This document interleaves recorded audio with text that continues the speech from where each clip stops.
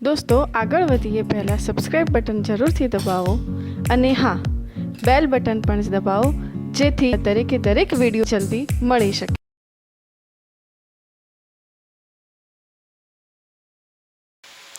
નમસ્કાર વિદ્યાર્થી મિત્રો, આજે આપણે ભણીશું એમ્પિયર સર્કિટલનો નિયમ. આજનું તમે લેક્ચર જોશો તો એમ્પિયર સર્કિટલના નિયમ અંગેનો તમારે કમ્પ્લીટ કન્સેપ્ટ ક્લિયર થઈ જશે. અને એમ્પિયર સર્કિટલ નિયમમાં એનો ઉપયોગ ક્યાં થાય છે, એમ્પિયર સર્કિટલ નિયમના મદદથી અનંત લંબાઈના પોલા તાર તેમજ નક્કર તાર જે વધારે જાડો હોય ને એના અંદર અને બહાર પણ વિદ્યુત ક્ષેત્ર ચુંબકીય ક્ષેત્ર શોધતા શીખીશું. તો એમ્પિયર સર્કિટલનો નિયમ બેઝિકલી આપણે જે શરૂઆતમાં ઇલેક્ટ્રોસ્ટેટિક સ્થિત વિદ્યુત શાસ્ત્રમાં ભણ્યા હતા, તમને યાદ હશે કુલમનો નિયમ. કુલમના નિયમની મદદથી આપણે વિદ્યુત ક્ષેત્ર શોધતા હતા. યાદ છે E બરાબર kq/r². કુલમના નિયમની મદદથી તમે વિદ્યુત ક્ષેત્ર શોધતા હતા એટલે E બરાબર શું લખતા હતા, kq/r². લખતા હતા ને. પણ આ દરેક જગ્યાએ થોડું કોમ્પ્લિકેશન થતું હતું, તો બહુ સરળ સ્વરૂપે સમજવા માટે એના પછી આપણે ગૌસનો નિયમ સમજ્યા. ગૌસનો નિયમ આપણે સમજ્યામાં શું હતું, તો કે E.ds સિગ્મા q/ε0. આપણે ભણી ગયા હતા ને, E.ds sigma q/ε0.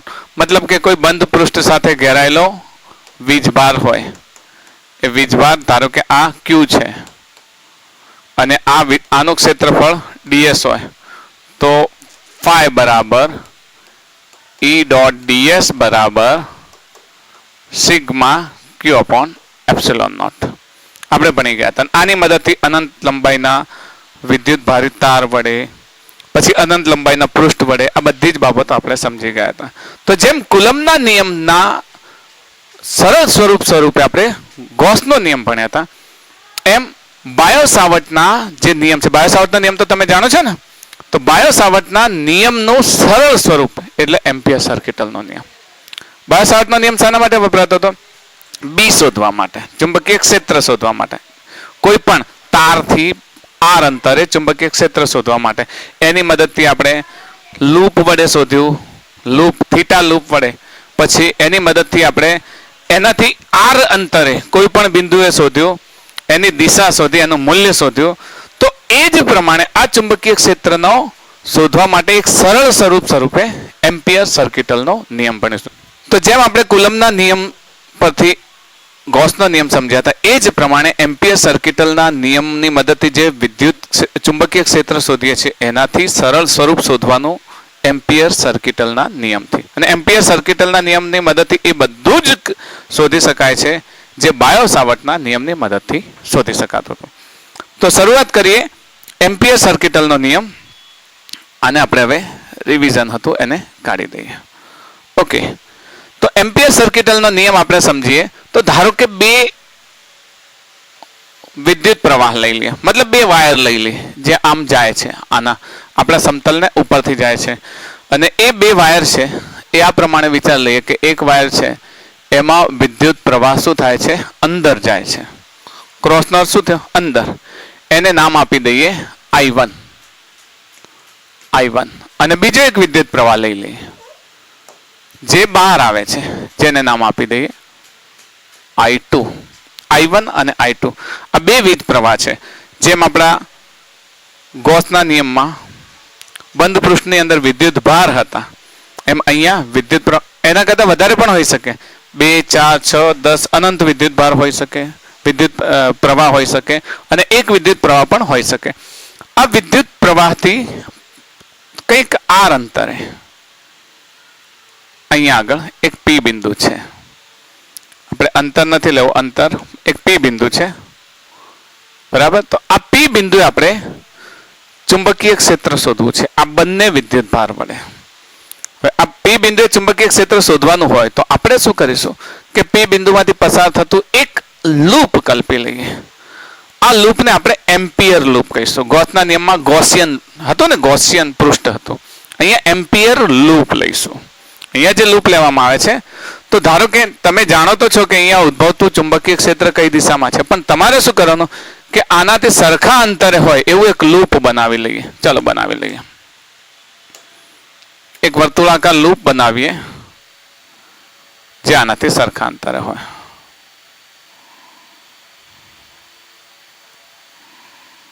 Okay, approximate આ રીતે બનાવી દઈએ. ઓકે, ને અહીંયા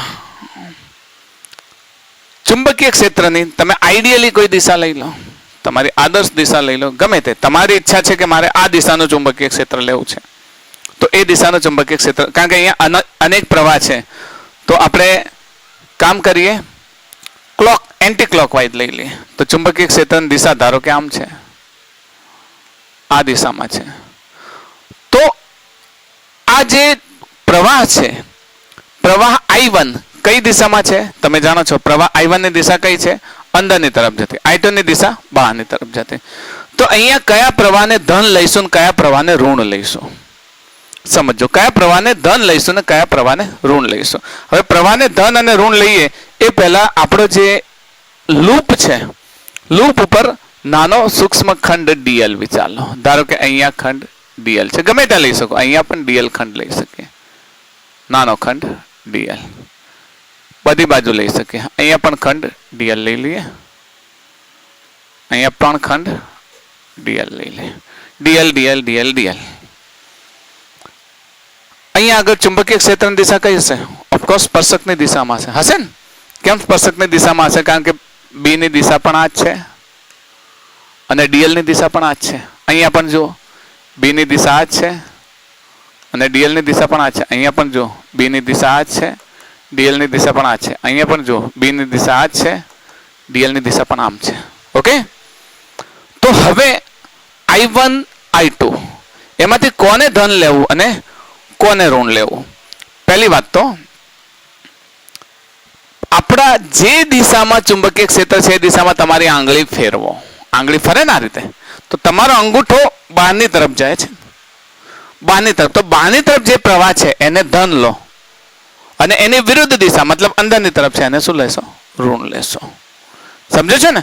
એમ્પિયર સર્કિટલના નિયમનો ઉપયોગ કરતા શીખો. પહેલા તો કે તમે એક ધારી લો, અહીંયા જે ચુંબકીય ક્ષેત્ર છે, ખાસ સમજો કે તમારી પાસે ધારો કે કોઈ પ્રવાહ છે, સમજો એટલે તમારા મગજમાં એક વાત બેસી જાય.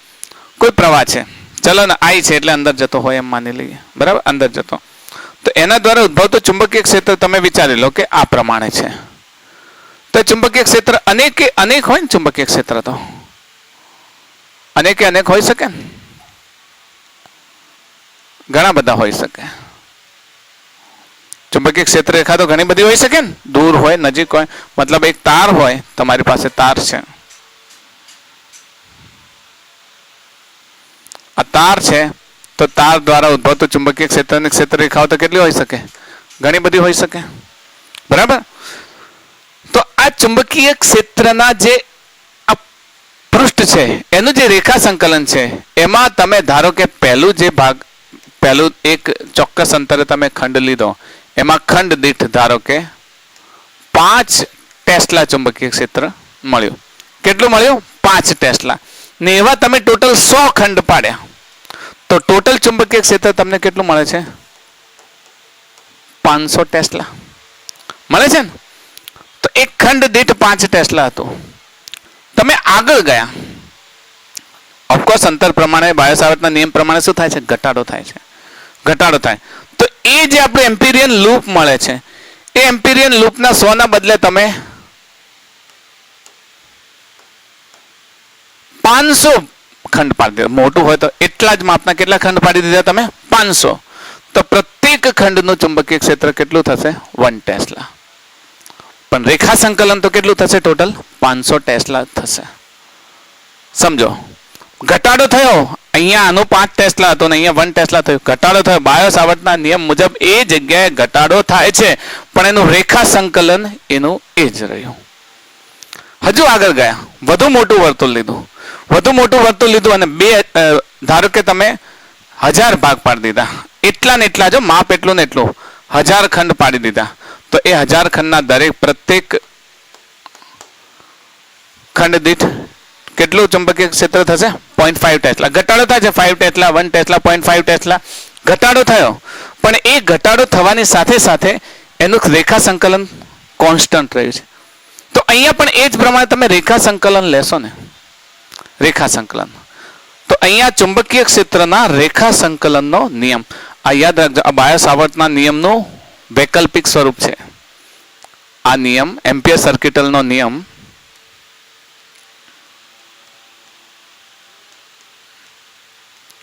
આ નિયમ બાયો સાવર્ટના નિયમનું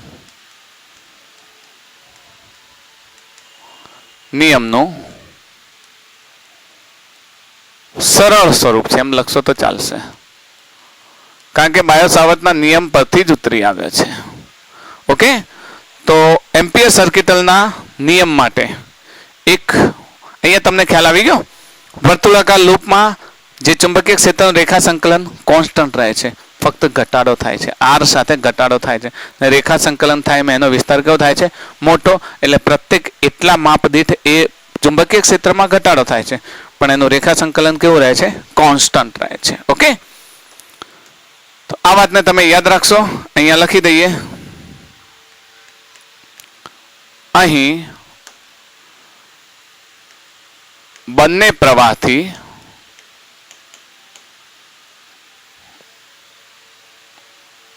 આર અંતરે રહેલા પે બિંદુમાંથી પસાર થતું એમ્પિયર લૂપ લેવામાં આવે છે. શું લેવામાં આવે છે? એમ્પિયર લૂપ લેવામાં આવે છે. અહીંયા આપણે પહેલા જ વિચાર્યું હતું કે કેવી રીતે ધારવું છે? Anti clockwise. એન્ટી ક્લોકવાઇઝ ધાર્યું તો બી ની દિશા મુજબ I1 બોલો, પોઝિટિવ લઈશું કે નેગેટિવ લઈશું? નેગેટિવ. I1 નેગેટિવ અને I2 કેવો થશે? પોઝિટિવ થશે ને, કારણ કે આપણી આ દિશા છે એટલે બહાર આવે છે એ પોઝિટિવ અને એની વિરુદ્ધ દિશામાં અંદર જાય છે એ શું થશે? નેગેટિવ થશે. તો આ નિયમનું સમીકરણ સ્વરૂપ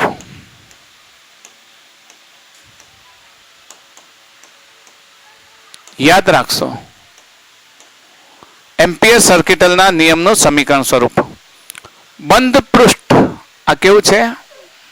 બંધ પૃષ્ઠનું ચુંબકીય ક્ષેત્રનું રેખા સંકલન B.dl, બંધ પૃષ્ઠ સાથે સંકળાયેલા ચુંબકીય ક્ષેત્રનું રેખા સંકલન એ શૂન્યાવકાશની પરમિયાબિલિટી અને એની અંદરથી I ઇનસાઇડ, સમજો, એની અંદરથી પસાર થતા પ્રવાહના સરવાળા બરાબર હોય છે. જેટલા પણ પ્રવાહ હોય છે, ઘણા 1 2 3 4 5 6 જેટલા હોય એટલા સરવાળા બરાબર હોય છે. તો આ થયો આપણો એમ્પિયર સર્કિટલનો નિયમ. આને શું કહીશું? રેખા સંકલન. આને શું કહીશું? રેખા સંકલન. પૃષ્ઠનું રેખા સંકલન, કારણ કે આપણી પાસે પૃષ્ઠ છે, એ પૃષ્ઠ આમ રેખા સ્વરૂપનું છે એટલે પૃષ્ઠનું રેખા સંકલન કહીએ છીએ. ઓકે, તમારી એનસીઆરટીમાં ઘણી બધી કન્ડિશન આપી છે કે આ નિયમ ક્યારે ઉપયોગી હોઈ શકે, પણ આ નિયમ દરેક કન્ડિશનમાં ઉપયોગી છે. ઓકે, આ નિયમ દરેક કન્ડિશનમાં ઉપયોગી છે. છતાં આપણે કહીએ કે આ નિયમને ઉપયોગીતા ક્યારે હોય છે, કારણ કે એના ઉપયોગો આપણે છે આપણા સિલેબસમાં છે.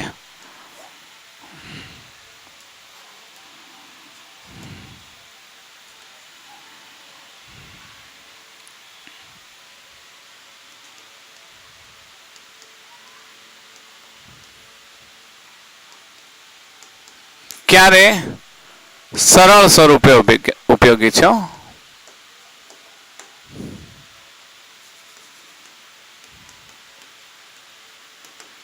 જેમાં એક, જ્યારે બી ની દિશા છે ને એ મતલબ બી ની દિશા લીધેલા લૂપને સ્પર્શકની દિશામાં, તમે જે લૂપ લો છો ને એનું જે ડીએલ છે ને એ ડીએલ ની સમાંતર હોય. અહીંયા દેખાય જ છે, જુઓ, બી આ દિશામાં છે અને ડીએલ પણ આ જ દિશામાં છે. તો જો બી અને ડીએલ સમાંતર હોય, જો બી સમાંતર ડીએલ હોય તો ચલો બી અને ડીએલ વચ્ચેનો એંગલ કેટલો થશે? B dot dl. અને તમે શું લખશો? આનું સરળ સ્વરૂપ લખો છો, વાત બરાબર છે, પણ શું થશે? B dl cos theta is equals to mu not I અંદરના પ્રવાહ. બરોબર. તો કહેવાનો મતલબ થીટા કેવો થશે? 0 થશે. બી સમાંતર ડીએલ હોય તો થીટા બરાબર શું થાય? 0. તો 0 ના સંદર્ભમાં તમારું આ બી ડોટ ડીએલ બરાબર બી ડીએલ કોસ 0. કોસ 0 ની કિંમત કેટલી થશે? 1 થશે. કોસ 0 ની કિંમત 1 થશે. આ બી અને ડીએલ એટલે ટોટલ લંબાઈ, અને તમે તોડીને સીધું કરો તો એલ લંબાઈ હોય તો ચાપની લંબાઈ એલ. તો સીધે સીધું આપણે મેળવી શકીએ ને. આપણે ચાપની લંબાઈ જ લેવાની છે, 2πr લઈ શકો, પણ આપણને આપેલી છે કે એલ લંબાઈનું ચાપ. તો ડીએલ ની લંબાઈ ટોટલ ડીએલ એટલે ચાપની લંબાઈ કેટલી થઈ જશે? એલ. પછી આપણે 2πr લઈશું, એની અંદર જે જે કન્ડિશન આવશે એની અંદર આપણે 2πr લઈશું. તો પહેલી કન્ડિશન કે જો બી સમાંતર ડીએલ હોય, મતલબ આ તમારું આ ચુંબકીય ક્ષેત્ર છે, અહીંયાથી કોઈ પ્રવાહ જઈ રહ્યો છે, ધારો કે આઈ, અને તમે જે આ લૂપ લીધું છે એ ડીએલ છે અને ચુંબકીય ક્ષેત્ર એના દ્વારા પણ બરાબર આમ છે, આ દિશામાં લઈએ.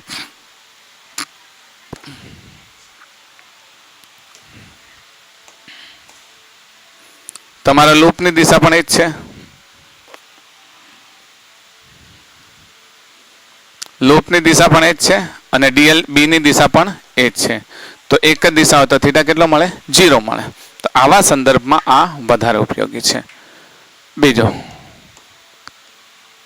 જો બી અને ડીએલ એકબીજાને લંબ હોય ત્યારે, બી અને ડીએલ એકબીજાને લંબ હોય ત્યારે, B is perpendicular to dl હોય તો થીટા કેટલો થાય? 90. 90 મતલબ આ તમારો ધારો કે લૂપ છે, અહીંયા ધારો કે કોઈ પ્રવાહ છે અને ચુંબકીય ક્ષેત્ર કેવી રીતે છે? આ રીતે, અને ડીએલ આપણે કેવી રીતે છે? આ પ્રમાણે. તો થીટા કેટલો થાય? 90. હવે કન્ડિશન આવશે, બીની આ દિશા છે, તમારા લૂપની દિશા આ પ્રમાણે છે, તો થીટા 90 હોય તો આપણું સૂત્ર શું થશે?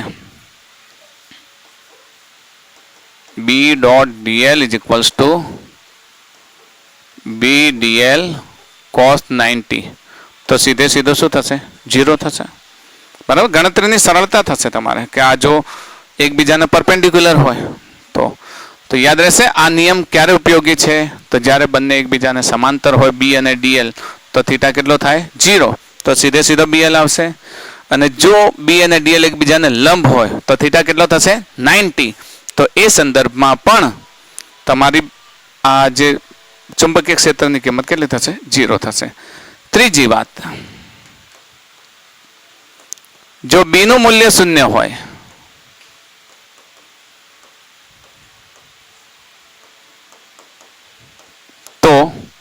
તો સીધે સીધું દેખાય છે બી ડીએલ નું મૂલ્ય જ કેટલું થઈ જાય? 0. ઓકે. પછી છેલ્લી વાત, આ નિયમ છે ને મોટા ભાગે સમમિતિ ધરાવતા પદાર્થો હશે ને એમાં તરત જ શોધી શકાય.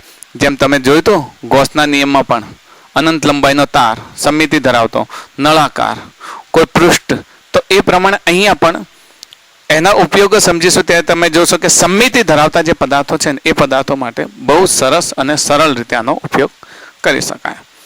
તો એમ્પિયર સર્કિટલના નિયમને વધારે યાદ રાખવાની જરૂર નથી.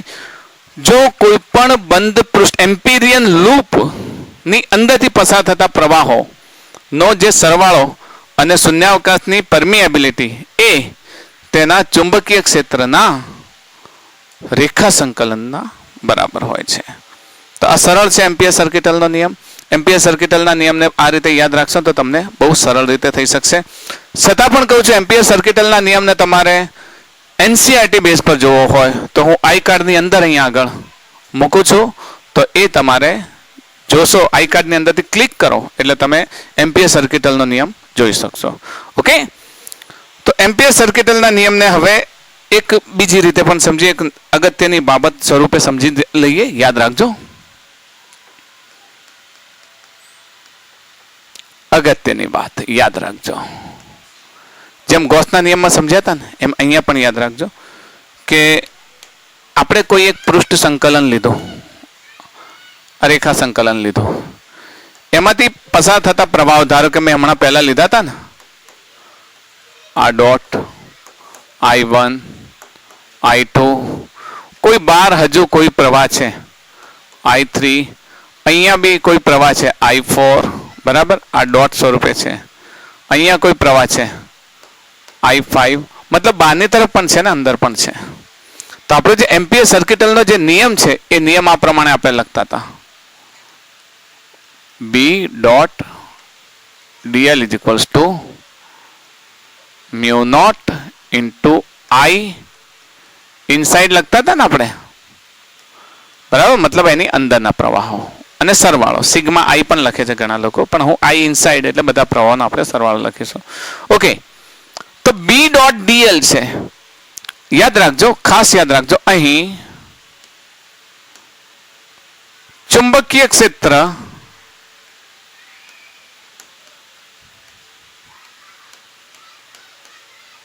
ક્ષેત્રની ગણતરી કરીએ ત્યારે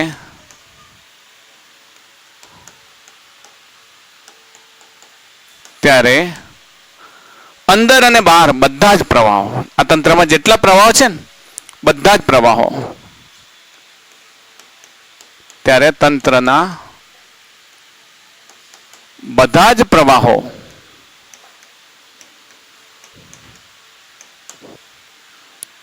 નો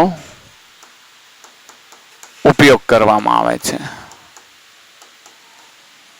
મતલબ આ બધા જ પ્રવાહોને ગણતરીમાં લેવામાં આવે છે. તો આ ચુંબકીય ક્ષેત્ર એમ લખીએ, એના કરતા આ ડાબી બાજુ છે, તો ડાબી બાજુના ચુંબકીય ક્ષેત્રનો ગણતરી કરીએ ત્યારે જમણી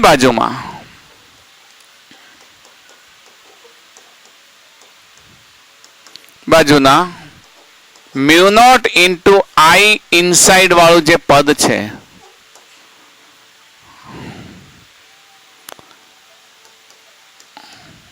આ પદમાં પૃષ્ઠની અંદરના, પૃષ્ઠ નહીં લઈએ પણ જે લૂપ છે, આ જે બંધ એમ્પિરિયન લૂપ છે, લૂપની અંદરના જ પ્રવાહોનો ઉપયોગ થાય છે.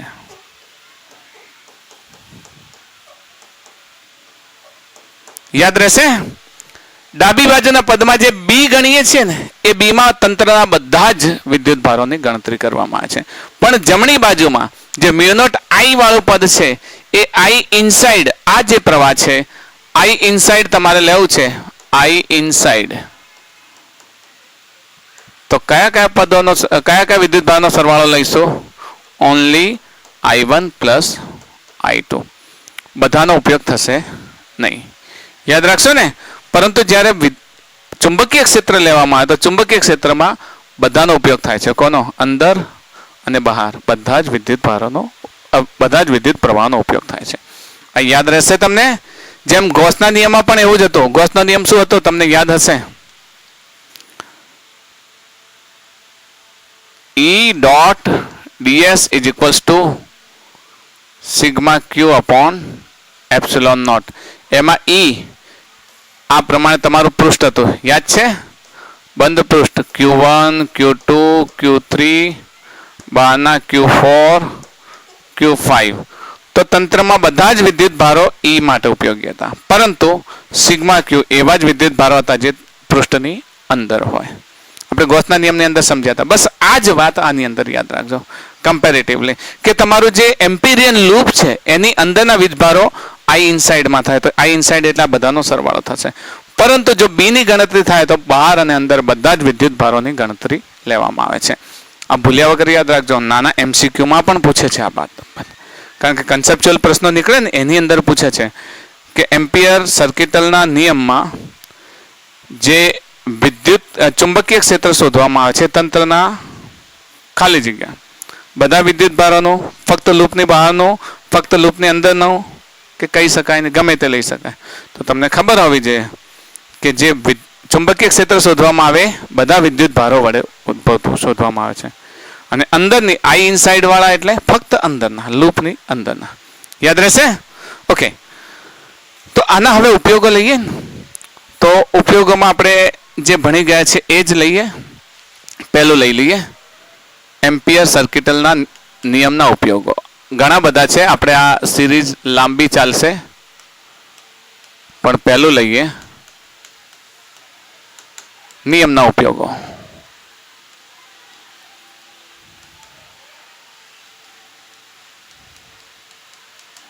એનો પહેલો ઉપયોગ લઈએ અનંત લંબાઈના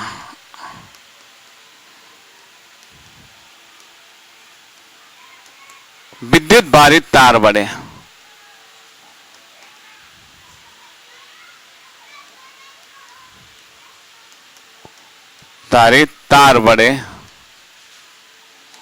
ઉદ્ભવતું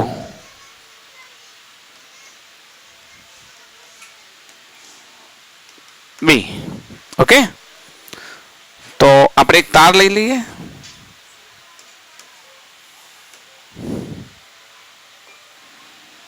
તાર લઈએ, અનંત લંબાઈનો છે તો પછી એને અનંત લંબાઈ પણ આપવી જ પડશે. તો અનંત લંબાઈ માટે બંને તરફ એક ડોટ લાઈન લઈ લઈએ, અહીંયા પણ લઈ લઈએ અને અહીંયા પણ લઈ લઈએ. ઓકે, તો આપણો થઈ ગયો અનંત લંબાઈનો.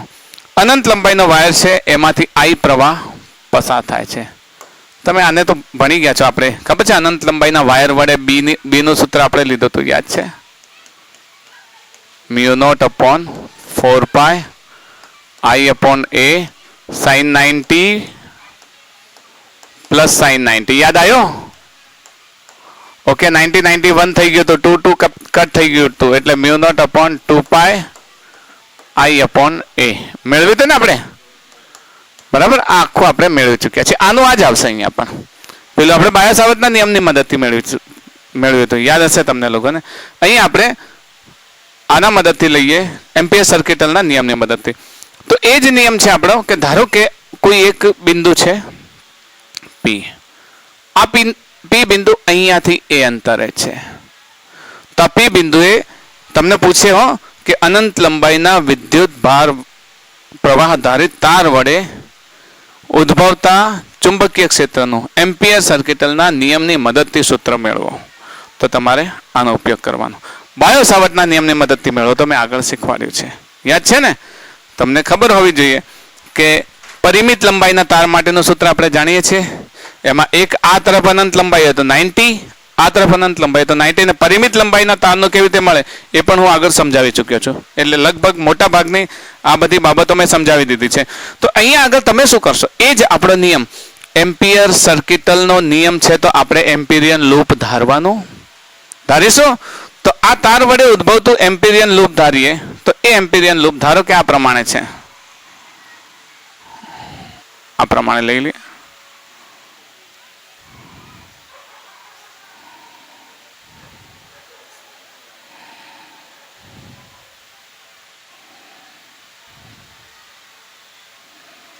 ઓકે, એક લૂપ લઈ લીધું. આ પ્રમાણે લૂપ લઈ લીધું તો એ લૂપ ઉપર નાનો ખંડ લઈ લઈએ. આ અંતર કેટલું છે? એ અંતર છે. તો શું આ વર્તુળનો પરિઘ કેટલો થાય? 2π થાય કે ના થાય? 2π થાય ને. તો અહીંયા એક નાનકડો ડીએલ લઈ લઈએ. કેટલો લઈ લઈએ? ડીએલ ખંડ લઈ લઈએ. તો ડીએલ ખંડ લઈ લઈએ. આપણે અહીંયા લખી શકીએ કે પી માંથી પસાર થતું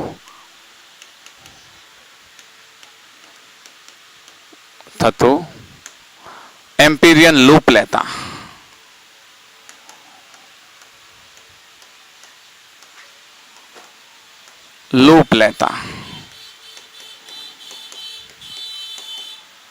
તેના ડીએલ ખંડ માટે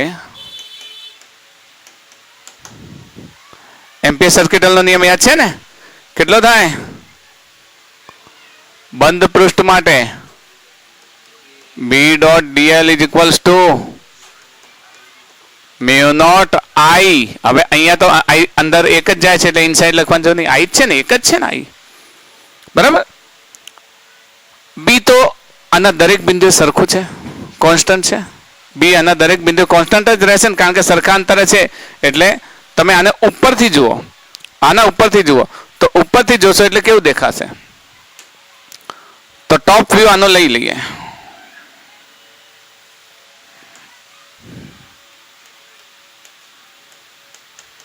ટોપ વ્યૂ જોશો તો આ ઉપરથી જુઓ છો એટલે બહાર આવતો દેખાય છે તમને. પ્રવાહ કેવો દેખાય છે? બહાર આવતો દેખાય છે. બરાબર. હવે બહાર આવતો દેખાય છે તો આપણું ચુંબકીય ક્ષેત્ર આ દિશામાં હશે, હશે ને? તો ડીએલ પણ એ જ દિશામાં છે, ડીએલ અને બી પણ આ જ દિશામાં છે. તો બી સમાંતર ડીએલ થાય કે ના થાય?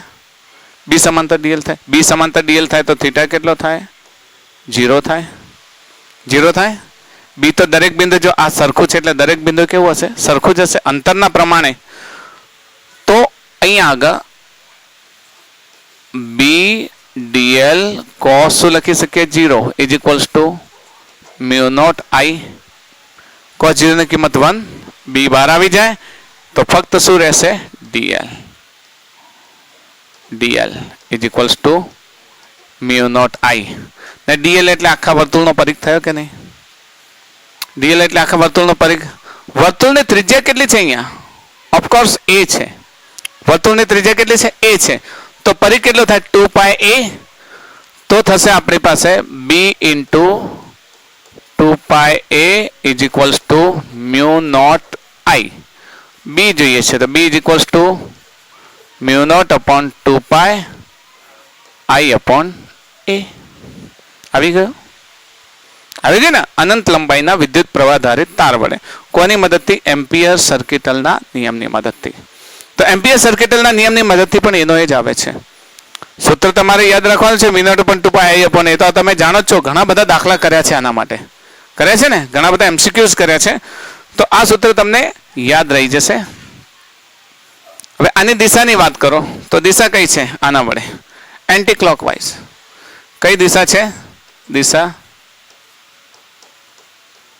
Anti clockwise. એસીડબ્લ્યુ clockwise CW. Okay. તો એની દિશા એન્ટી ક્લોકવાઇઝ રહેશે. તો બહુ નાનો પ્રશ્ન છે, તમને યાદ પણ રહી જાય અને એકદમ સરળ છે. તો યાદ રહી જશે. આર્યા બી ડીએલ લો છો એમ્પિયર સર્કિટલનો નિયમ. તો મેં તમને પહેલા જ કહ્યું છે, એના નિયમો સમજાય અને ઉપયોગો સમજાય ત્યારે કે આપણે પહેલું શું સમજવાનું છે? બી અને ડીએલ નો વચ્ચેનો એંગલ. બી અને ડીએલ વચ્ચેનો એંગલ લઈ લેશો અને બી તો શું છે? કોન્સ્ટન્ટ છે. એટલે બી બહાર આવી જશે. કોસ થીટા 0 થઈ ગયો, કોસ 0 1 થઈ ગયો, એટલે ડીએલ થઈ ગયું 2π ને આરામથી તમે મેળવી શકો છો. ઓકે. તો આ એક એનો ઉપયોગ છે, અનંત વિદ્યુત પ્રવાહ ધારિત તાર વડે ઉદ્ભવતા ચુંબકીય ક્ષેત્રમાં એમ્પિયર સર્કિટલના નિયમનો ઉપયોગ. હવે એવા તારની વાત કરીએ કે જે તાર પોલો છે. પોલો તાર, જેમ તમે પાઇપ જુઓ છો ને, એક પાઇપ. પોલો તાર એટલે તાર તો હોય પણ વચ્ચે શું હોય? જગ્યા, હોલો. એક નળી હોય. તમે એસી ખબર છે? એસીની જે બહાર પાછળ નળી જતી હોય, નળી તમે જો તાંબાની નળી હોય છે એટલે વચ્ચે શું હોય છે? અવકાશ હોય છે. તો એવા પોલા નળાકાર વાહક, અનંત લંબાઈના પોલા નળાકાર વાહક, વિદ્યુત પ્રવાહ ધારિત વાહક વડે આ પ્રશ્ન તમને પૂછે છે. અને આ પ્રશ્ન જ્યારે પૂછાય ને ત્યારે ઘણા વિદ્યાર્થીઓને મુશ્કેલી પડે. જો હવે એક આ ટોપિક છે કે અનંત લંબાઈના પોલા નળાકાર વિદ્યુત પ્રવાહ ધારિત. તમે સમજો, વાયર તો છે પણ કેવો છે? પોલો વાયર છે. પોલો વાયર હોય એટલે તમે જાણો છો કે જે આમ એક પાઇપ હોય, તમે જોઈએ છે ને પાઇપ, પાઇપમાં એના આજુબાજુ દ્રવ્ય હોય આમ, ને એની અંદર શું હોય? અવકાશ હોય.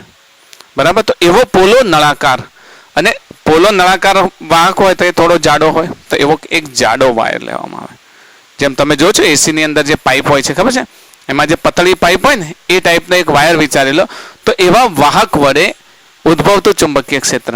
આ ચુંબકીય ક્ષેત્ર આપણે શોધવું છે. તો ચુંબકીય ક્ષેત્ર વાયરની અંદરના વિસ્તારમાં અને વાયરની બહારના વિસ્તારમાં બંને રીતે શોધીશું.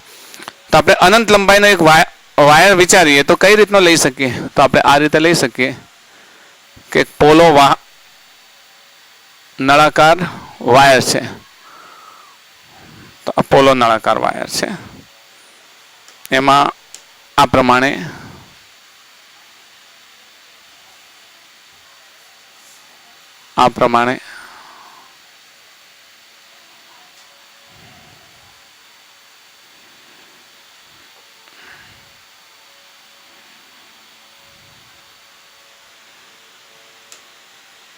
અહીંયા આ નળાકાર વાયરની ત્રિજ્યા ધારો કે આર છે.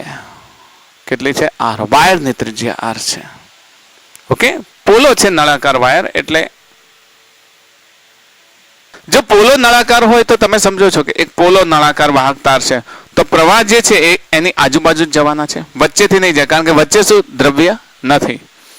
જસ્ટ લાઈક એક પાઇપ. મેં નતું કહ્યું કે જો પાતળી પાઇપ હોય, તમે જે પેલી એસી ની પાઇપ હોય છે ને, ગેસ પાઇપ, એ પાઇપ તમે જોઈ હશે, તાંબાની પાઇપ, તો એ ટાઈપની પાઇપ છે. એવો જ નળાકાર વાહક તાર છે અને એના વડે ઉદ્ભવતું ચુંબકીય ક્ષેત્ર. હવે આના માટે આપણે ધારો કે આ ત્રિજ્યાનો તાર છે, તો નળાકારની બહારની તરફ અને અંદરની તરફ એક એક બિંદુ લઈ લઈએ. ઓકે, આપણે એક સેન્ટર લાઈન લઈ લઈએ. સેન્ટર લાઈન થી આપણને ડ્રો કરતા ફાવશે. તો સેન્ટર લાઈન આની આ લઈ લઈએ.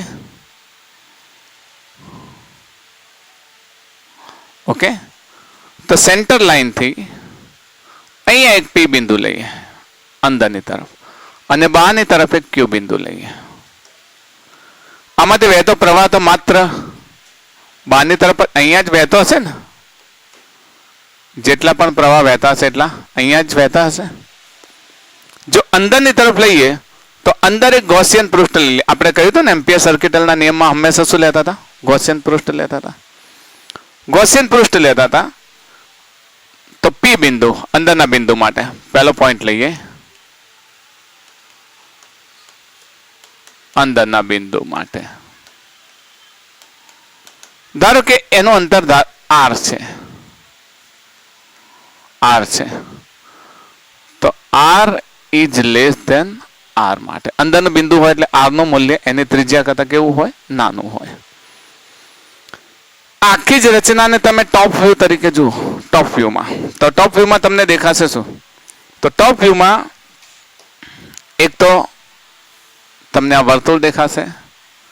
ધારો કે વાયર છે ને વાયરની અંદર આપણું એ વર્તુળ દેખાશે.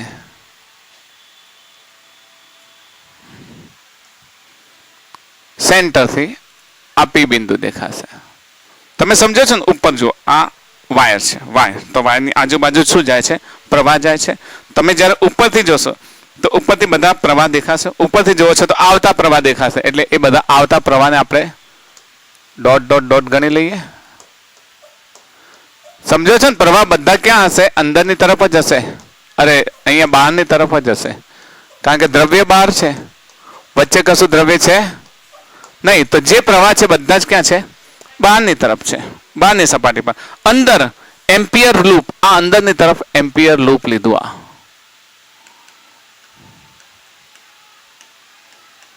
આ એમ્પિયર લૂપ. તો એમ્પિયર લૂપની અંદર કોઈ પ્રવાહ દેખાય છે? નથી દેખાતો. સમજો છો ને તમે? જ્યારે ટોપ વ્યૂ દેખો એટલે નળાકાર કેવો છે? પોલો છે. પોલો છે એટલે એનો જે આજુબાજુનો ભાગ છે એમાંથી જ પ્રવાહ આવે છે. એના અંદરના જે એમ્પિયર લૂપ છે એની અંદર કોઈ પ્રવાહ દેખાતો નથી ને એની અંદર કોઈ અંદરની તરફ કોઈ પ્રવાહ નથી. તો એમ્પિયર સર્કિટલના નિયમ મુજબ આપણે શું લખી શકીએ?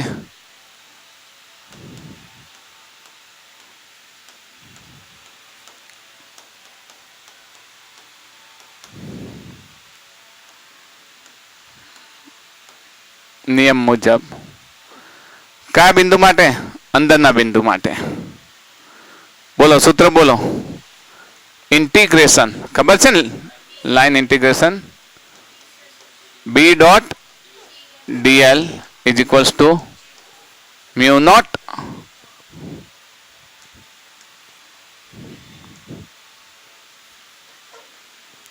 Not I inside. ને આની અંદર ઇનસાઇડ પ્રવાહ કેટલો છે? 0. 0 છે ને? અહીં I inside કેટલો છે 0, કારણ કે અંદર કોઈ પ્રવાહ જ નથી. I ઇનસાઇડ 0 હશે એટલે આખાનું મૂલ્ય શું થશે? B.dl is equals two 0. તો B કેટલું મળશે આપણને? ઓફકોર્સ 0 જ મળશે ને. B કેટલું મળશે? 0. ઓકે, ડોટ કરો અને બાકી બધું પેલી બાજુ લઈ જાઓ ને બધું આપણે તમે જાણો છો. તો કહેવાનો અર્થ એ થયો કે પોલા નળાકારની અંદરના બિંદુએ અંદરની તરફ કોઈ પણ વીજ પ્રવાહ નથી ને કોઈ પણ વીજ પ્રવાહ ન હોય તો પછી ચુંબકીય ક્ષેત્ર કેવું હોય? શૂન્ય હોય. હવે બહારના બિંદુએ લઈ લે. ચાલો,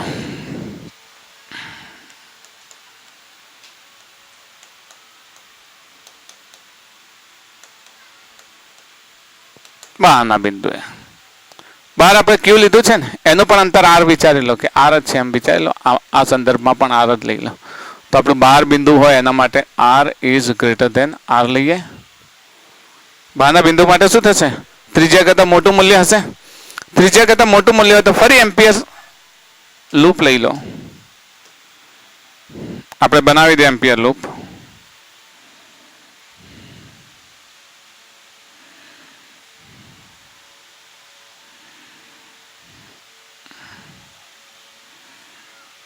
યસ, આ એમ્પિયર લૂપ આપણું બની ગયું. ઓકે, એમ્પિયર લૂપ લઈ લઈએ અને વળી પાછું આનો ટોપ વ્યૂ દેખીએ. ટોપ વ્યૂ તો એમ્પિયર લૂપની અંદર જેટલા પ્રવાહો છે બધા જ આ આઈ પ્રવાહ બધા અંદર જ હશે ને. આમાં શું હતું? લૂપની બહાર હતા. પેલું લૂપ ક્યાં છે? બહાર છે અને પ્રવાહ ક્યાં છે? અંદર હશે. તો આપણે બધી વાત લખતા નથી કારણ કે આપણે ફક્ત સાબિતી જ સમજવાની છે. तो टॉप व्यू देखिए.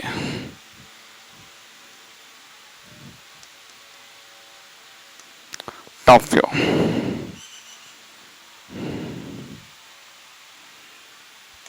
तो આપણું લૂપ ક્યાં છે? બહારની તરફ. અને તાર ક્યાં છે? અંદરની તરફ. અને બધા પ્રવાહ અહીંયા બધા પ્રવાહ ક્યાં છે? એની અંદર જ છે ને.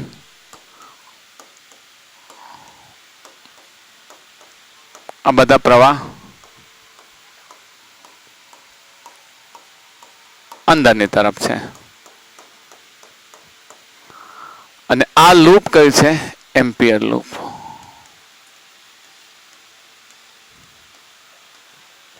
આ ત્રિજ્યા કઈ છે? નળાકારની, કેપિટલ R. આ ત્રિજ્યા કઈ છે? લૂપની, સ્મોલ r. સમજે છે ને? તો એમ્પિયર સર્કિટલના નિયમ મુજબ તમે શું લખી શકો?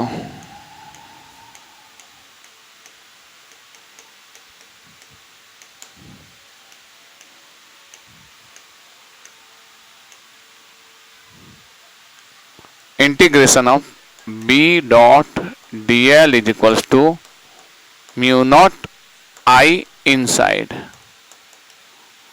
ઓકે, હવે અહીંયા લઈએ ચુંબકીય ક્ષેત્ર.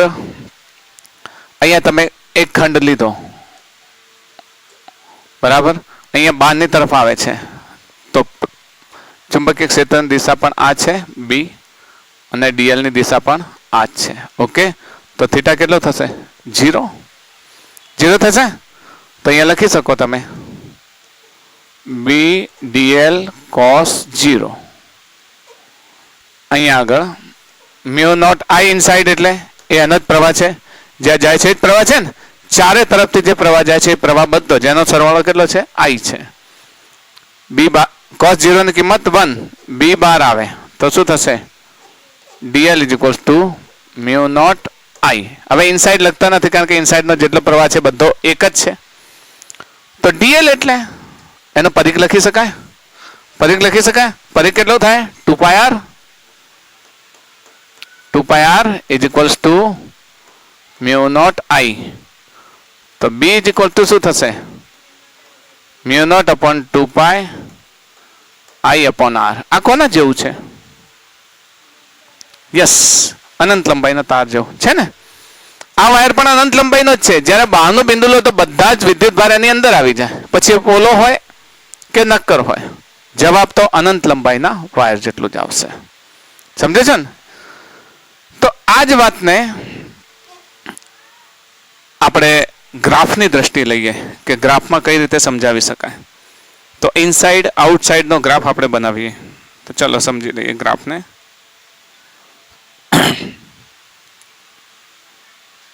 અહીંયાથી લઈએ.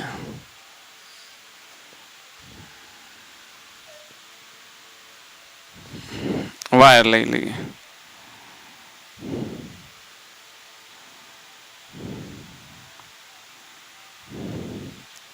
વાયર બનાવી દઈએ અહીંયા આગળ.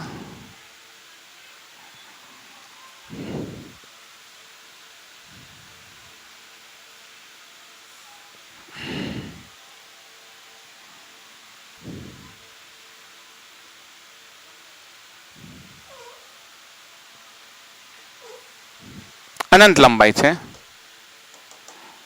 અહીંયા પણ અનંત લંબાઈ છે.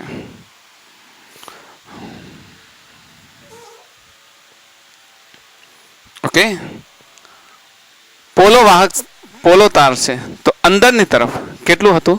0. આપણે સાનો બી વર્સિસ એક્સ નો એનું જે અંતર છે ને એક્સ નો આલેખ દોરી, તો અંદરની તરફ કેટલો હતો? 0. તેના સેન્ટરથી એની સપાટી સુધી બી કેટલો થશે? 0. સમજો છો?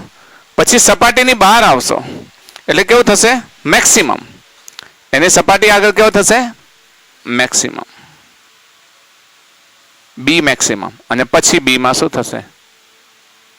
ઘટાડો થશે. બી માં શું થશે? ઘટાડો થશે. કારણ કે બહારની તરફ બી ઇઝ પ્રોપોર્શનલ ટુ 1/r છે. અંદરની તરફ બી ઇઝ ઇક્વલ ટુ 0. તો પોલા નળાકાર વાહક તાર વડે અહીંયા બી મેક્સિમમ મળે. બી કેવો મળે? સપાટી પર મેક્સિમમ મળે. મેક્સિમમ કઈ જગ્યાએ મળે? x is equals two capital R બિંદુએ. એની જે ત્રિજ્યા છે ને r અંતરે મેક્સિમમ, પછી શું થાય? ક્રમશઃ ઘટાડો થાય. સમજ્યા તમે? આ કયો વાયર છે? પોલો નળાકાર વાયર છે. બહારના બિંદુએ કેવું હોય? એ જ અનંત લંબાઈનો જે વાયર હોય. એટલે તમને જ્યારે દાખલો આપેલો હોય અને પોલો નળાકાર વાયર લખેલું હોય તો કન્ફ્યુઝ નહીં થવાનું કે પોલા નળાકારનું સૂત્ર શું હોય. એ જ હોય પોલો નળાકાર જે વાહક છે એ જ સૂત્ર છે જે તમારું અનંત લંબાઈમાં આવે છે. કારણ કે જ્યારે બહારનું બિંદુ લો એટલે બધા જ પ્રવાહ તો અંદર જ રહેવાના. ને ઇનસાઇડ છે, ઇનસાઇડનો અર્થ સેન્ટર પર હોય એવું નથી. અહીંયા ઇનસાઇડ છે.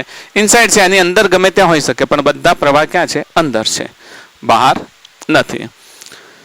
તો આ થઈ ગયું આપણો અનંત લંબાઈના પોલા નળાકાર વિદ્યુત પ્રવાહ ધારિત તાર વડે ઉદ્ભવતું ચુંબકીય ક્ષેત્ર. હવે આપણે આવો જ તાર લઈએ, પણ તાર કેવો લઈએ? નક્કર. બરાબર?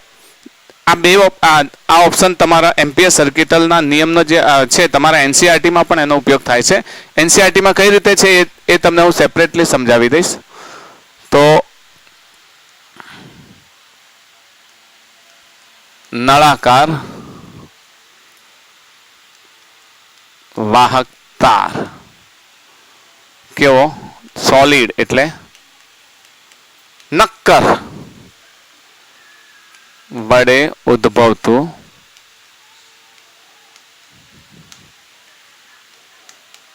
ચુંબકીય ક્ષેત્ર. આ થિયરીમાં એક વાત યાદ રાખજો, તમને વિદ્યુત પ્રવાહ ઘનતાનો કોન્સેપ્ટ ખબર હોવી જોઈએ. J is equal to I upon A. ખબર છે ને? વિદ્યુત પ્રવાહ ઘનતા જ્યારે મેં સમજાવ્યું ત્યારે તમને કહ્યું હતું કે વિદ્યુત પ્રવાહ એટલે વિદ્યુત ભારનું જે વહન છે એ અલગ અલગ જગ્યાએ, વાહક જો જાડો હોય તો અલગ અલગ જગ્યાએ અલગ અલગ હોય. એના જે સપાટી તરફ હોય ધીમું હોય, કેન્દ્રમાંથી વધારે ઝડપી જાય. એના ઉદાહરણ માટે મેં તમને ખબર છે પેલા આનું ઉદાહરણ આપ્યું હતું, પાઇપનું ઉદાહરણ આપ્યું જેમાંથી પ્રવાહી વહે છે એનું, કે વચ્ચેની તરફ ઝડપી પ્રવાહી જતો હોય, આજુબાજુ ઘર્ષણ લાગતું હોય. આ સિદ્ધાંતના આધારે વિદ્યુત પ્રવાહ ઘનતા સમજવામાં આવે છે. તો એ જ વિદ્યુત પ્રવાહ ઘનતાને આપણે અહીંયા સમજીશું અને એના જ ઉપયોગથી આપણે અહીંયા લઈશું. તો નળાકાર વાહક તાર વડે ઉદ્ભવતું ચુંબકીય ક્ષેત્ર નક્કર છે. તો એ જ ઓપ્શન લેવાના છે, ઇનસાઇડ અને આઉટસાઇડ, અંદરના અને બહારના. તો આપણે લઈ લઈએ એક નળાકાર વાહક તાર બનાવી દઈએ અનંત લંબાઈનો. આ પણ કહી દઉં લંબાઈ કેવી લઈશું? અનંત લઈશું.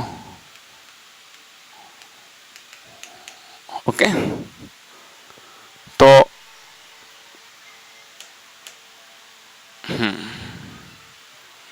એક વાહક તાર લઈ લઈએ.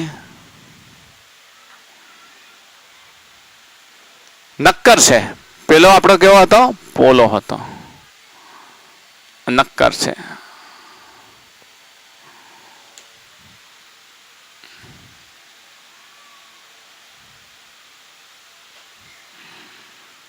એ જ એની ત્રિજ્યા કેટલી લઈ લઈએ? આર ત્રિજ્યા લઈ લઈએ. ને અનંત છે એટલે બધી તરફ અનંત લઈ લઈએ. નીચેની તરફ પણ અનંત લઈ લઈએ. અહીંયા પણ અનંત લઈ લઈએ. અહીંયા પણ અનંત લઈ લઈએ.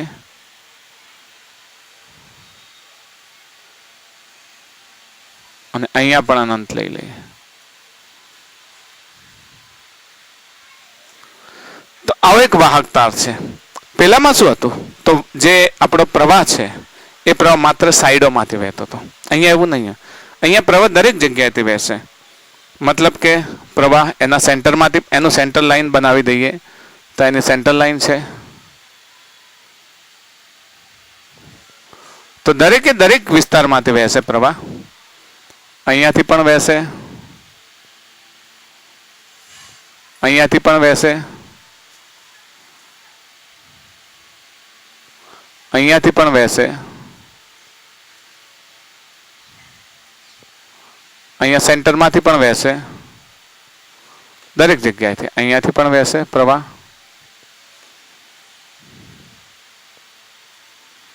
આ પ્રવાહ માટે કોઈ બંધન નથી કે સાઈડમાંથી જ વહે, કારણ કે આ કેવો છે? નક્કર છે.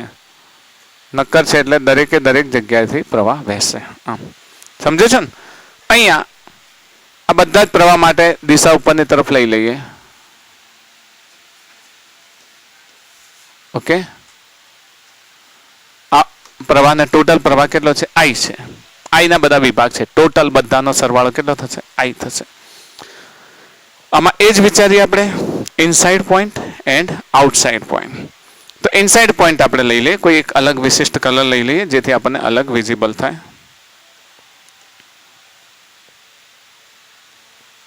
ઓકે, બે પોઈન્ટ લઈ લઈએ. એક ઇનસાઇડ લઈ લઈએ, ધીસ ઇઝ P, અને એક આઉટસાઇડ લઈ લઈએ, ધીસ ઇઝ Q. પેલું હતું એ જ રીતે. અહીંયાથી અંતર કેટલું લઈ લઈએ? સ્મોલ r જેટલું લઈ લઈએ. તો એ જ આપણું એમ્પિરિયન લૂપ બનવાનું. તો એમ્પિરિયન લૂપ કેવું બનશે? આ પ્રમાણે બનશે એમ્પિયર લૂપ. એમ્પિયર લૂપ બનશે. તો અહીંયા પેલામાં તો આપણને ખબર હતી કે પ્રવાહ બધા બહારથી જાય છે.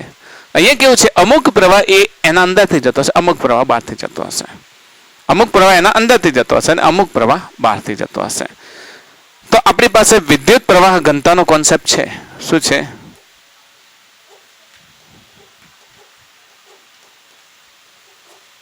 ઘનતા. J is equals to I upon A. જાણો છો ને? J is equals to I upon A. I એટલે એ આપણો કુલ પ્રવાહ. અહીંયા 2 pi r². કારણ કે કુલ પ્રવાહ ભાગ્યા એનું ક્ષેત્રફળ, આડછેદનું ક્ષેત્રફળ લઈએ છીએ ને આપણે. વિદ્યુત પ્રવાહ ઘનતા શું લઈએ છીએ? અને આડછેદનું ક્ષેત્રફળ કેટલું થાય છે? વર્ગનું pi r² આવશે. Okay, good. જે I upon pi r².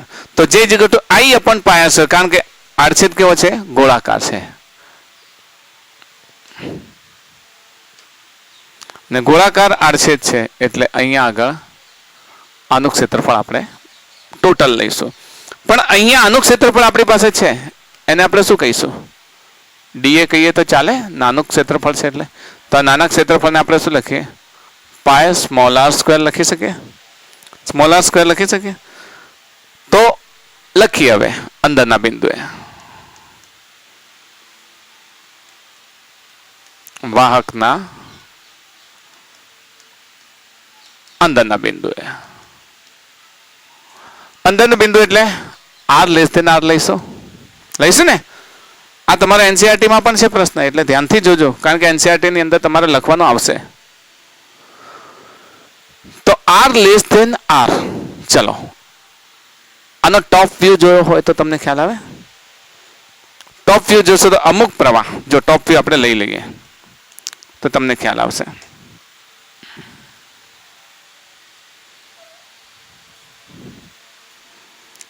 આમાં બધે જ પ્રવાહ છે, આ બધા જ પ્રવાહ છે અહીંયા આગળ.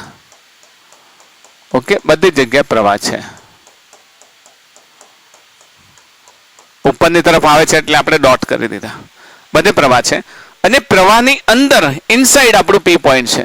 ધારો કે પી પોઈન્ટ અહીંયા છે, તો એમાંથી પસાર થતું એમ્પિયર લૂપ લેવું હોય આપણે, તો આપણે આવું લઈ શકીએ.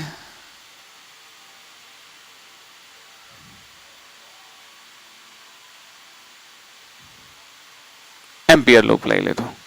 ઓકે, તો આપણું આ સ્મોલ આર બને. તો આપણા અંદર કેટલો પ્રવાહ છે? જેટલો આની અંદર છે એટલા જ પ્રવાહ હશે ને? આની અંદર છે એટલો જ પ્રવાહ હશે. હવે એટલો પ્રવાહ આપણે શોધવાનો છે. કેટલો પ્રવાહ આપણે શોધવાનો છે અને આ બધો બહાર રાખી દેવાનો છે પ્રવાહ. તો એમ્પિયર સર્કિટલના નિયમ મુજબ પહેલા લખી દઈએ. ચલો, એમ્પિયર સર્કિટલના નિયમ મુજબ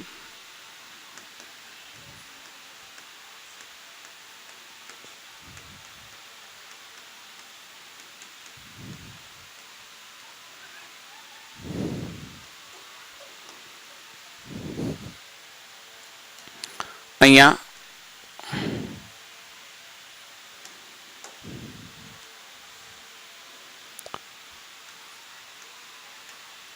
B dot dl is equals to mu naught I inside.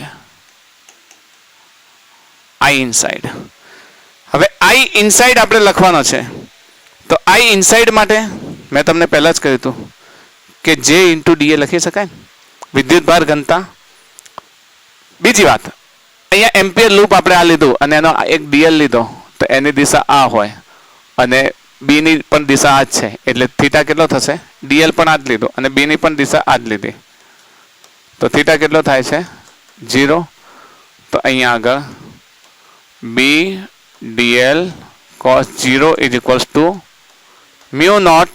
હવે સમજો, j into da લખી શકાય.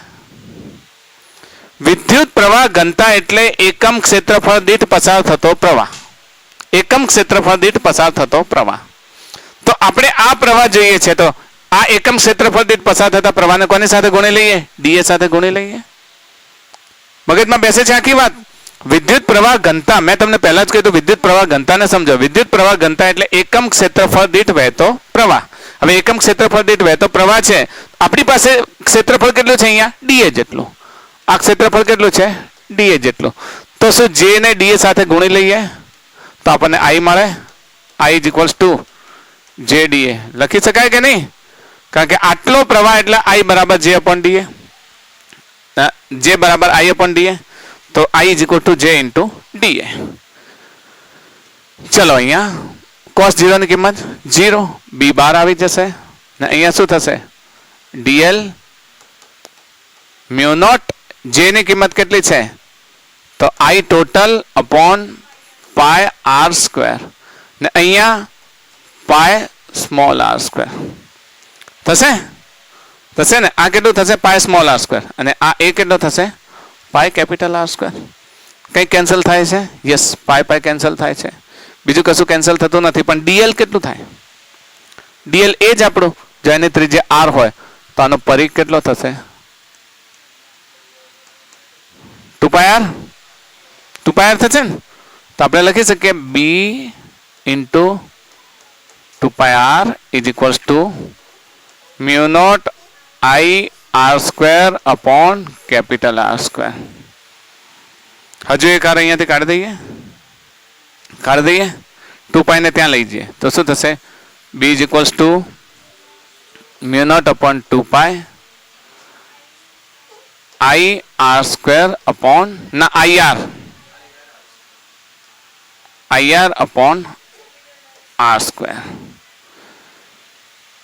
હવે હું એમ કહું કે હજુ આને એક વિશિષ્ટ સ્વરૂપમાં લઈએ તો પાય આર સ્ક્વેર એટલે એ લખી શકું, પાય અને કેપિટલ આર સ્ક્વેર ને એ લખી શકું. I upon pi R square એટલે જે થઈ જશે. તમે સમજો, આ I pi R square, I pi R square શું થશે? જે થશે. તો b ને આ રીતે લખું, b is equals to mu naught by 2 j into r. થઈ શકે?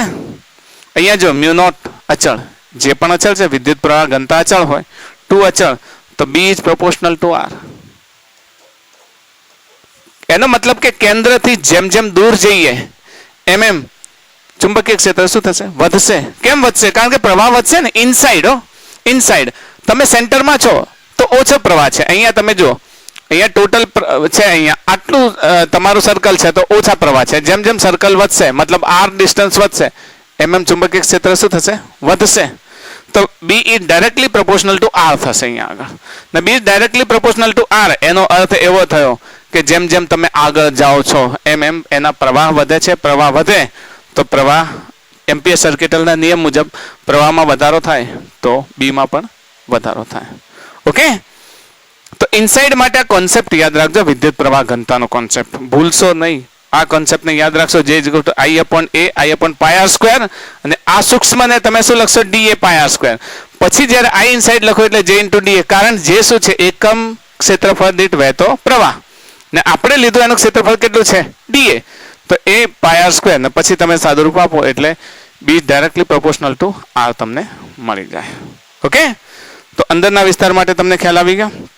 ચલો હવે બહારના વિસ્તાર માટે લખીએ.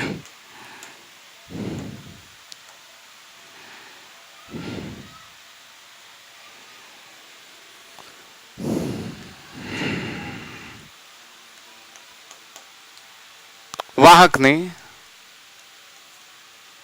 બહારના બિંદુ માટે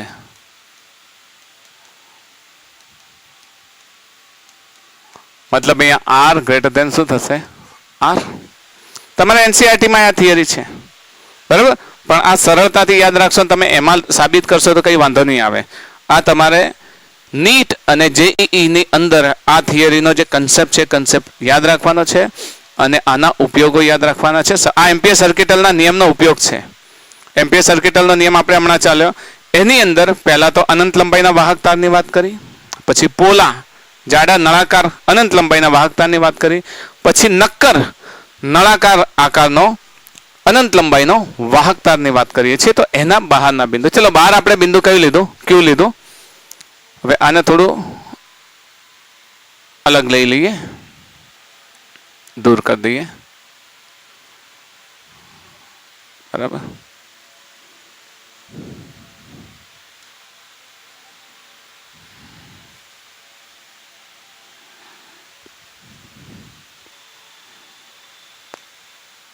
આ લઈ લઈએ. હવે બહારનો બિંદુ ક્યુ છે. ક્યુના બિંદુ માટે આપણે ગૌસિયન પૃષ્ઠ લઈ લઈએ. ચલો ક્યુ બિંદુ માટે ગૌસિયન પૃષ્ઠ લઈ લઈએ.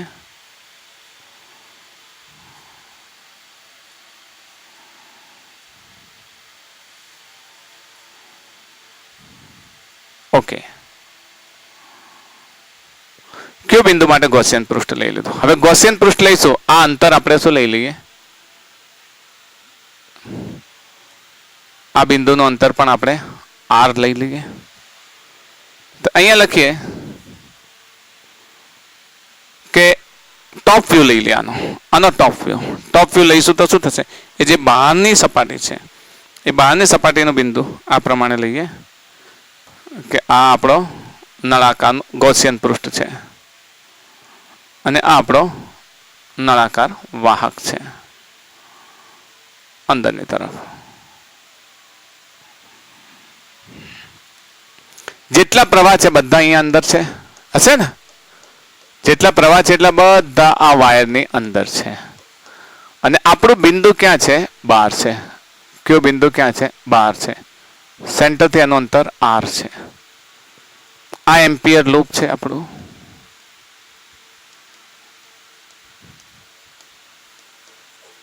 એમ્પિયર લૂપ છે અને આ આપણા વાહકની ત્રિજ્યા છે, ધેટ ઇઝ કેપિટલ આર. તમે સમજી શકો છો કે અહીંયા આગળ જો તમે ડીએલ ખંડ લીધો તો આના દ્વારા ઉદ્ભવતા ચુંબકીય ક્ષેત્રની દિશા પણ એ જ હશે. એ જ હશે ને? બી. અને ડીએલ ની પણ એ જ દિશા છે. અને બી અને ડીએલ એક જ દિશામાં હોય તો અહીંયા થીટા કેટલો મળે છે? 0 મળે છે. તો એમ્પિયર સર્કિટલનો નિયમ લગાવી દઈએ ફરીથી. લગાવી દઈએ. B dot dl is equals to mu not I inside. અહીંયા B dl cos 0. Mu not I inside. Mu not I inside કેટલા છે? બધો જ પ્રવાહ છે ને, એમ્પિયર લૂપમાં બધો જ પ્રવાહ છે. આ બધા પ્રવાહને આપણે શું નામ આપ્યું હતું? આઈ નામ આપ્યું હતું. cos 0 0, બી બાર, અહીંયા ડીએલ મ્યુ નોટ આઈ, બી એમ ના એમ. ડીએલ નું મૂલ્ય કેટલું થશે? એનો પરિઘ કેટલો થાય? યસ, 2πr થશે ને. એનો પરિઘ કેટલો થશે? 2πr. તો અહીંયા લખીશું 2πr is equals to mu naught I and B is equals to mu naught upon 2π I upon R. આ ફરીથી કેવું સ્વરૂપ આવ્યું? એ જ અનંત લંબાઈનો તાર જેવું આવે ને. મતલબ કે પોલો નળાકાર તાર હતો કે અનંત લંબાઈનો તાર હતો, જાડો તાર હોય કે પતળો તાર હોય, કોઈ પણ વડે બહારની તરફ તો એક જ પરિણામ આવે. આ પરિણામ આપણે પેલી રીતે પણ લીધું હતું, ખબર છે ને? પરિમિત લંબાઈમાં લઈ અને 90 લઈને 1 + 1 2 લીધું હતું, એટલે બાય 2 જતું રહ્યું, એટલે mu naught by 2 I upon R. તો આ પરિણામ જે અનંત લંબાઈના તાર વડે ઉદ્ભવતા ચુંબકીય ક્ષેત્ર જેવું પરિણામ છે. આની આ વાત પહેલામાં પણ હતી, અનંત લંબાઈના તાર વડે ઉદ્ભવતા ચુંબકીય ક્ષેત્ર જેવું પરિણામ. બરાબર. અને શોર્ટમાં લખીએ, આપણે થોડું વધારે મોટું લખી દીધું છે. બરાબર. આને નાનું કરી દઈએ, આને થોડું નાનું લખી દઈએ, કારણ કે આ આપણે ગ્રાફ દોરવાનો રહી જશે. અહીંયા સાઈડમાં લઈ લઈએ. ચલો ગ્રાફ દોરીએ. કોનો? બી વર્સસ એક્સ નો ગ્રાફ. બી વર્સસ એક્સ નો આલેખ અગત્યનો છે. આલેખ સમજજો. આ આલેખમાં પણ કંઈક સમજ છે. લઈ લઈએ આપણે પહેલા આપણો આ દોરીશું, પછી અનંત લંબાઈનો વાહક તાર લઈ લઈએ, નળાકાર. રેડ વ્હાઇટ કલરમાં લઈએ. ધારો કે આ પ્રકારે નળાકાર વાહક છે, અનંત લંબાઈનો છે, એટલે ઉપર અને નીચે એને થોડુંક વધારે પડતું વિસ્તાર આપી દઈએ નીચેની તરફ. આની ત્રિજ્યા કેપિટલ R છે. ઓકે. ઇનસાઇડ શું છે? B is proportional to R. તો ઇનસાઇડ વધે છે. કેવી રીતે વધે છે? તો આ પ્રમાણે વધારો થશે. આ પ્રમાણે વધારો થશે. કારણ શું છે? B is proportional to R થશે ને ઇનસાઇડ. પછી આઉટસાઇડ જુઓ. Outside B is proportional to 1 upon R છે. તો આઉટસાઇડ જઈશું એટલે એના અંદર શું થશે? ઘટાડો થશે.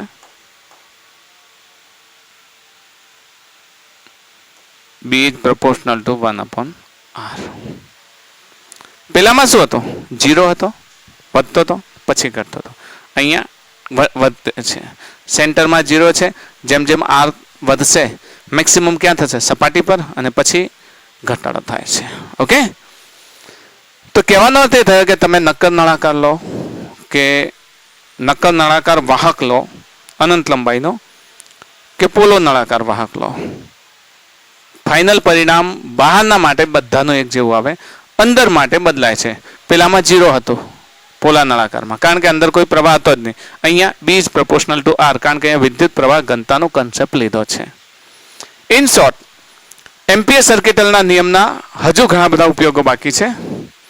આ ઉપયોગમાં તમે યાદ રાખશો એમ્પિયર સર્કિટલનો નિયમ, એના ઉપયોગોમાં પહેલો જ નળાકાર વાહક તાર વડે. હજુ નેક્સ્ટ આપણા વિડીયોમાં સોલેનોઇડ લઈશું, અને ત્યારબાદ આપણે ટોરોઇડ લઈશું. સોલેનોઇડ અને ટોરોઇડ સમજ્યા બાદ પછી આપણે હેલિકલ પથની વાત કરીશું. ઓકે. ત્યાં સુધી ભણતા રહો. All the best.